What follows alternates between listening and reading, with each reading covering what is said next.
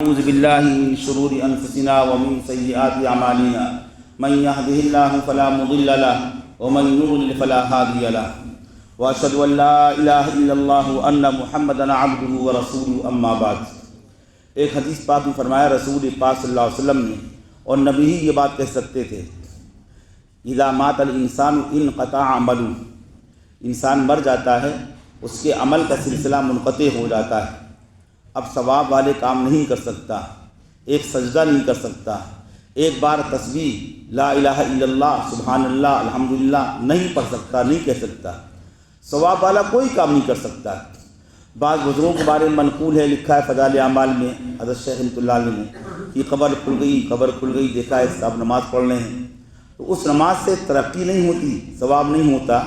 اگر کرامت کے طور پر کہیں بات سامنے آ بھی جائے تو یاد رکھیے گا، مرنے کے بعد جو کام کرتا ہے بندہ، اس سے کوئی نہ کوئی ترقی ہوتی ہے، نہ ثواب ملتا ہے، نہ نیکی ملتی ہے، کچھ نہیں۔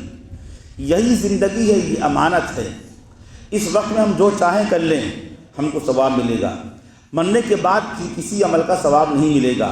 لیکن نبی کریم صلی اللہ علیہ وسلم نے ارشاد فرمایا کہ بندہ مر جاتا ہے، کچھ کام ایسے ہیں کہ مرنے کے بعد بھی اس کی ہڈیاں، اس کا جسم گل جائے گا، سڑ جائے گا، نیست نابود ہو جائے گا، لیکن دنیا سے اس کا نام نشان مٹ جائے گا، لیکن کچھ اعمال کا ثواب اس کو پہنچتا رہے گا۔ صدقہ جاریہ، اگر صدقہ جاریہ میں ہم نے حصہ لے لیا، ایسا کوئی کام کیا جو صدقہ جاریہ کے دائرے میں آتا ہے، ہم مر کر چلے جائیں گے، ہم قبر میں مدفون ہوں گے تو لیکن ہم کو ثواب ملتا رہے گا۔ اس لیے ہر انسان کو کچھ نہ کچھ ایسا سلسلہ بھی قائم کرنا چاہیے۔ بعض بزرگ فرماتے ہیں، بعض علماء فرماتے ہیں کہ ارے بھائی، جس کو جو کچھ کرنا ہو اپنی زندگی میں کر لو، مرنے کے بعد کوئی پوچھتا نہیں ہے۔ ایک دو بار قرآن خوانی کرا کر کے سب بھول جاتے ہیں، چاہے بیٹا ہو، چاہے بیوی ہو، چاہے بیوی کا شوہر ہو، بھائی ہو، محلے والے، خاندان والے، ایک بار بہت یاد کریں گے، قرآن خوانی ہو گئی، چلو کبھی قربانی کرا دی، سب بھول جاتے ہیں۔ اپنا کیا ہوا وہی کام آئے گا، وہی کام آتا ہے۔ اس لیے ہمارے بہت سے بزرگ فرماتے ہیں کچھ نہ کچھ تو انتظام کر کے اپنا انتظام کر کے جانا چاہیے کہ مرنے کے بعد بھی آپ کو ثواب ملتا رہے۔ وہ کون سے ثواب ہیں جس کو صدقہ جاریہ کہا کرتے ہیں؟ آپ نے کسی کو نماز سکھلا دی، آپ نے کسی کو قرآن پاک پڑھا دیا، تو جب تک وہ قرآن پاک پڑھے گا، جب تک وہ نماز پڑھے گا، ہم مر کر چلے جائیں گے، اس کے نماز پڑھنے میں، اس کے ثواب میں کوئی کمی نہیں آئے گی، لیکن اللہ تعالی ہم کو ثواب دیتا رہے گا۔ یہ صدقہ جاریہ۔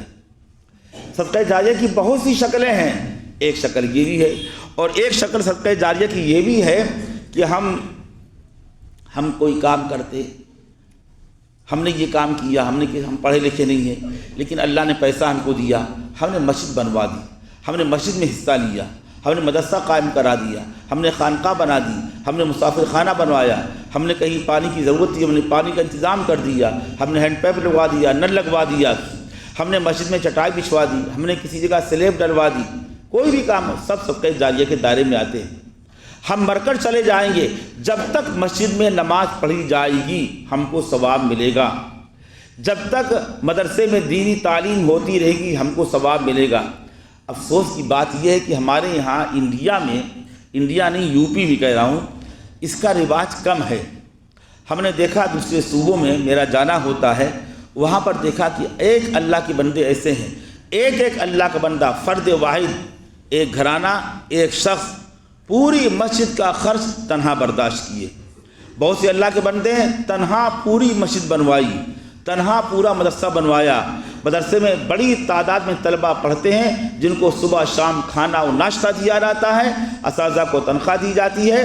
ایک اللہ کا بندہ، اللہ نے اس کو دیا ہے، کاروبار اس کا بڑا ہے، انڈیا میں نہیں دوسرے ملک میں کاروبار کرتے ہیں، اور یہاں پر مدرسہ چل رہا ہے۔